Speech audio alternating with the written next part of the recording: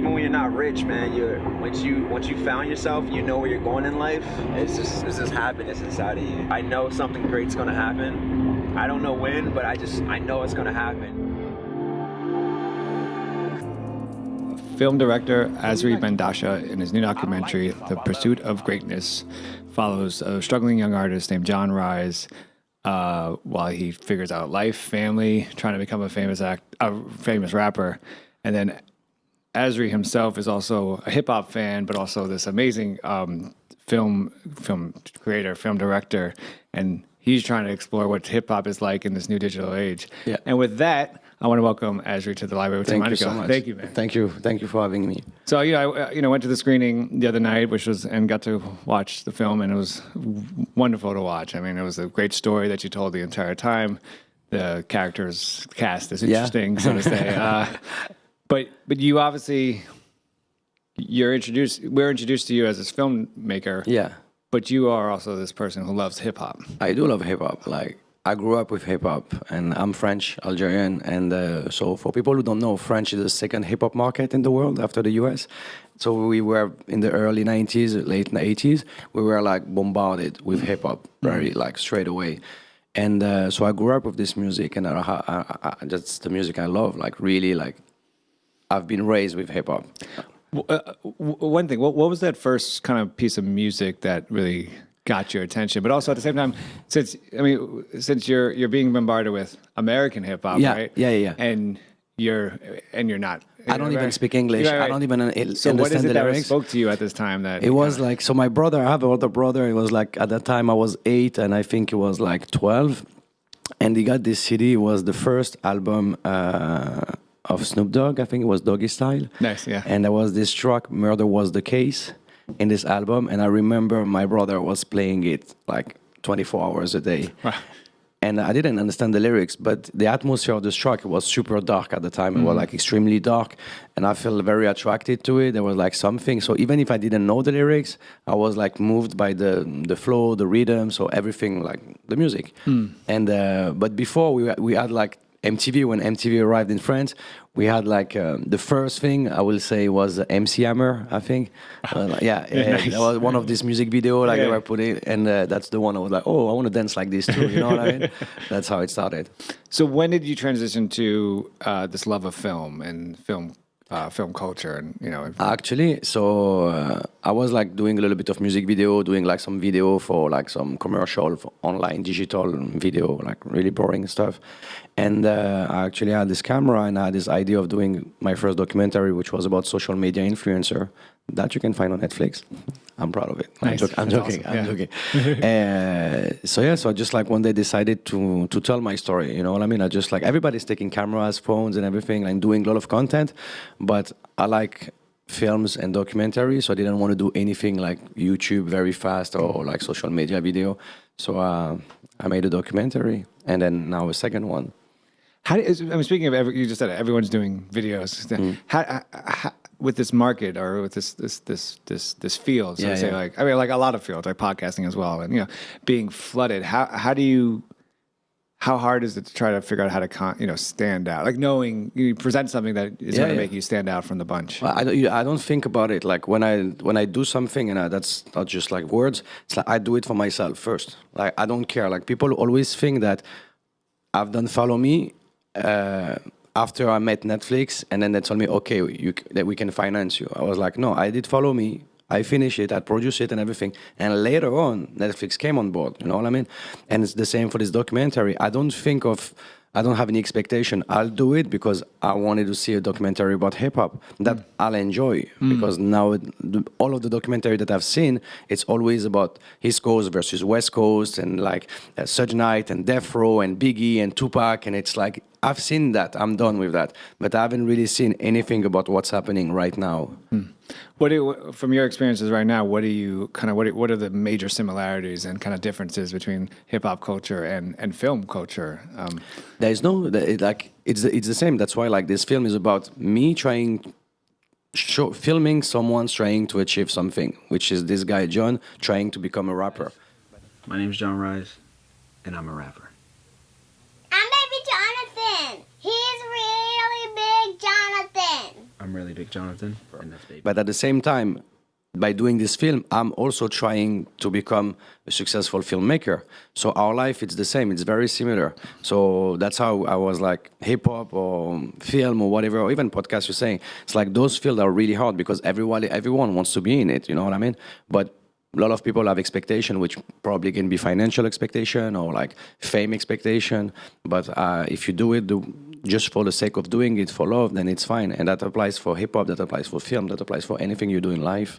The great thing about this documentary, I think, is that what it does is it takes two artists, you being one and John being the other, and watching two people that have to trust each other. That you're gonna have to trust him to be for different reasons. He doesn't have to trust you for different reasons, but also trust him that he's going to be an interesting subject, and he's gonna have to trust you that you're going to be able to capture Absolutely his light.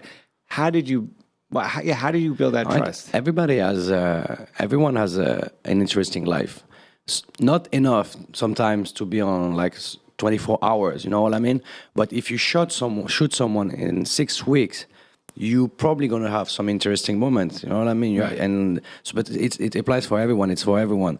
But the trust, it took time for me. It took a lot of time for me to trust him because, especially when you bring a camera in front of someone, people can fake it. And we all fake it. Yeah. Like if you put a phone in front of me and you start filming me right now, like this is not 100% me, you know? Right, of course. So it's the same for him. So it was really hard to break him, like to tell him like, be as natural as you can. And that's why like the most natural person in the film, it's his daughter. Right. Because she doesn't even care about it. She doesn't pay attention to the camera, you know? So it makes 1, 2, 3, 4, 5, 6, 7, 8, 9. It makes 9. You almost called her? I mean, so just take us in prior. Yeah. We obviously saw the final. I mean, we saw the version you put together, but obviously there's a lot of film that's on the cutting room floor, to sort of say. Yeah. So is a lot of that film, or a good amount of that film, I say, quote unquote, you decided not to use because the trust wasn't quite there yet? No. It just like, it doesn't fit in the story. There's things, you know, what I do, it's like I film. Okay, but I write a little bit, just a few things. I'm planning, I make some research before, just like, oh, this is interesting topic. This is an interesting topic. But then I go and I film, and I just like spend like 6 weeks, 24 hours filming. I really don't sleep. Like I'm pretty intense, and I drive him crazy. And then it's like cooking a meal. So you have all these ingredients, and then like you have to build a story with those ingredients. You know what I mean? So there is things that just doesn't fit because I don't have the right moment, I don't have the right transition, or maybe it was too long to explain, and like, you know, people, it's already 81 minutes. Right. So then I can't do like The Godfather Part 2, you know what I mean, or Part 1. I wish, but I can't. So obviously we have a lot of there's a lot of artists out there, especially now with the internet. Yep. People think they're artists. Some people are real art. You know, why did you take this chance on? Like, what drew you to Jon and as an artist? Like, why him? Because he's no one, and I think that was interesting to see. Like, you know, this rapper, they always tell you this beautiful story about like, I struggle, I've done this, like to reach this level. Like, you don't know the sacrifice, everything I've done, I've been full of shit, whatever. But you don't know, you never seen it. So I was wondering, like, what does it take for a guy that no one cares, no one knows? He's a rapper in his mind, you know what I mean? Yeah. He's like a rapper in his bedroom, but no one knows him. So that's why it was interesting, is to see someone random, a guy who wants to be a rapper somewhere in the US, and what does it take to become a rapper? What's your life, and what makes you want to be a rapper? So that's what is interesting. I don't want to film like someone famous. Right. It's not interesting, you know what I mean? Like, you're gonna be fake, because like you're already famous, and there's nothing that I don't really know, you know what I mean? Like, okay, you go in the studio, you do this, but I wanted to see like the struggle. That's what is interesting. When you asked Jon, like, what does he want to get out of this? What was his response to you? No, first response is like, he wants to make a living out of his music. He wants to provide for his family, but it's his passion. So he wants to live out of his passion. That's his main goal. So I wish him the best, but it's a long way. And that's the thing. Like, he didn't really understand that it takes time. Nowadays, people, they think like, I'm going to record in the studio, put it on YouTube, and tomorrow I'm going to be famous. Yeah, That's right. what they think, you know what I mean? Because there is like few here and there, you know, you have like recently Lil Nas put this track on TikTok, take some time and boom, it's #1 worldwide after that. Right. But doesn't mean you're going to sustain, you know what I mean? Like Right. you need to build your fan base, you need to build your career. It takes time, you have to be patient. But social media and internet makes us like so impatient, just swipe, like, swipe. Right. That's what it is. What were your conversations like with him, talking about music, and like what you find were his influences that you kind of like? That's bullshit. That was the first question I asked him on the phone. When he contacted me, I was like, who do you listen? Like, who are you into? Because I will not work with someone who doesn't like, who likes the shittiest hip hop that Right. we have sometimes, you know what I mean? Not all artists, but some of them. So his main influence, I will say, like, now he's 25 years old, so you have to remember young, that he's yeah, 25 years old. yeah. Like me, I will say like Biggie, Tupac. I'm 36, but him, it's Kendrick, J. Cole, I think Logic. Not bad. So that's Pretty those good. artists. Yeah, Yeah, yeah. You know what I mean? A lyricist. That's what he wants. You know, I believe as a documentarian, you're not supposed to get involved with your subjects or their lives, right? Yeah. I mean, you're supposed to hold off as much as you can because you want to have the Absolutely. natural feel. Were there moments though that you wanted to like, as the mature adult, I guess, in the room, to kind of say something like, "Well, if this is your plan, then what are you doing?" This is, you know what I mean? The thing is like, it's a family.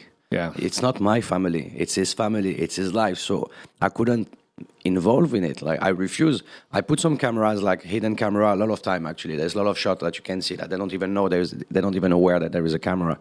But you can't be involved because you always think like, I'm not going to tell you how to raise your daughter. I'm not going to tell you how to talk to your wife. I'm not going to. But if you ask me off camera, I will tell you like, there's something you can say to someone, you know. Right. I mean, the same. But I was like trying to be as much an outsider as possible. But when you're alone, when you're in the car with them fighting, it's like complicated, you know what I mean? So Right. you just have to shut your mouth and like, okay, put your headphones and like, I'm out, you know what I mean? I am the fucking man. I'm trying to actually change our fucking lives. You're trying to be the same shit as everyone else. What do you want me to do? You want to go fucking work somewhere? Make their applications and go through the lawful process. Of the 11 people who tried to force their way in at the International Friendship Park yesterday, several of them already had prior criminal convictions and deportations from the USA. They've already been deported. There's a scene in it They're where not you allowed kind to of be. bring us inside. You kind of somewhat go away from John, and you kind of bring us, that glimpse of Trump's America. Yeah, with the immigration policies and stuff like that. What was for the overall concept of the scene, and kind of also in relationship to film and hip hop? Why bring us that?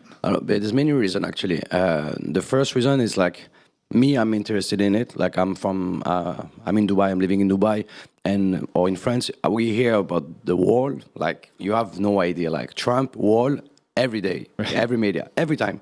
So I was curious, and we were like super close to the border. So I was like, I want to see it. But then I also realized that rappers, all like they take position sometimes, and mainly against Trump recently, like Snoop Dogg, Eminem, they make tracks against him, like they. And then there's this polemic problem with like Kanye West supporting him. Yeah. So Trump is in hip hop. Like they were rapping about Trump back in the days. You know what I mean? Yeah. So he is part of the hip hop, even if he doesn't want. You know what I mean? And so I thought that would be interesting just to have my own opinion. And I also wanted to see like what's the political view of John. I think nowadays like everybody's asking everyone's opinion, so I just wanted to show his opinion, and I was actually very satisfied by his opinion, which means I don't give a fuck. Right. And that's my opinion. I don't vote, so Right. I refuse to vote. In terms of politics and hip hop, did you get a sense that John was kind of? There's rappers out there that if you call them a political artist, they'll back away, right? And even though, and I get that, I get you don't want to be. Do you get a sense that if his political views are pushed enough, that he would talk about it in rhyme? But like if you go to political, like for me, I don't believe in politics. So like the thing is like if they don't really care, for me, that's my opinion. if politics don't care about me, then I don't care about them. And I think that's the fact. They don't really care about us, so I will not care about them. I think Michael Jackson said that too. Yeah. So I like Michael. All I want to say is they don't really care they about don't care us. about Yes. us. You know what I mean? So, so John, maybe like we'll put some punchline. He's writing a little bit about it, like, but you don't need to focus on it. You don't need to be like too political because politics divide, and I think that hip hop is made to gather together. And so remove the politics and let's talk about hip hop and bring people together instead of dividing them. I want to ask you more about the video or the process of filming them. Obviously, you slept somewhat. You did have some sleep. So Oh, yeah. So there were, and as you mentioned, there were cameras all over, and you didn't have to man all of them. Was there a moment or a couple of moments when you obviously didn't know you weren't there for 6 weeks? They're talking that was that kind of like filmmaker's gold, like like it might have not been a good moment with their family or with John or his girl, but you're like, wow, this is the moment where like I'm so happy this happened, Yeah, no, like in terms of fight, like there is one moment like I was like, okay, in filmmaking way, I was like, that's actually really cool. But I shouldn't say it, you know what I mean? I shouldn't think about it. It's like last time I was shooting in Paris. Just to give you an example, I was shooting in Paris and there was this yellow vest protest. There's like a big protest now every Saturday, and I went to shoot there and to film. And there was I've been shot by a cops with the bullet, rubber bullet. bullets, yeah. And I've been shot like, and that shit hurts like crazy. Yeah. Like you have no idea, like, but the first thought I was like, did I tape it? Do I have it in camera? And then I realized that I got it. So I was happy, you know what I mean? And that's sad. You shouldn't be happy about it. But I was like, okay, at least I got it, you know what I mean? And that's the same thing that happens in the film. Sometimes you have a moment and you're like, this is not cool. Right, you should be, no, you're not like, yeah. damn, in my story, that will be cool, Right. So yeah, it happens. But how about a moment? I mean, let's do a more lighter moment in terms of like something with watching John writing or him spitting lyrics to himself and kind of you catching those moments. Studio, I like the studio. I love music. So this is where like the music's happening, and I love the studio part because it's a creative moment when I had the chance to film like from the conversation that we had to the final product. You know what I mean? And then you can see in the film that we're talking about money in the car randomly, just like why money, what's happening. And then on the way to the studio, and when we arrive in the studio, we're like, should make a track about it, you know what I mean? And then you can see the process of making it. And then when you listen to the final result, you're like, oh my God, this is just from a conversation. And now we have like actually a track about it. So that's the moment where I felt like that's really, really, really cool. Right? When you guys finally made it to the studio and you brought John to this incredible team. In Houston, Houston. And I actually didn't realize not just the beat making talent, but the actual instrument. I mean, they can play. I mean, they're real musicians. musicians. All of them. Houston Sound Academy. That's so how they like, call it. I mean, just to watch them, riff. It was kind of incredible to watch. What were your expectations in terms of what kind of music they would make for John? I didn't know them. Okay, it's just a guy who texted me and messaged me on Instagram the same way I didn't know John. So I'm like going to people, I have no idea who they are. So when and I remember I was like asking the guy, the Steve, the owner of the studio in Houston, I was like, "Are you sure you're good enough?" You know what I mean? Because everybody's saying like I'm the shit, I'm so good, whatever. But what about if you arrive and you're like you suck? You know what I mean? And the same for John. I was scared that he was like a really terrible rapper because I didn't know. You know what I mean? So I was like, oh my God, maybe he's so bad, and maybe the producer they're bad, and everything will be bad. But then the guy, it happens that.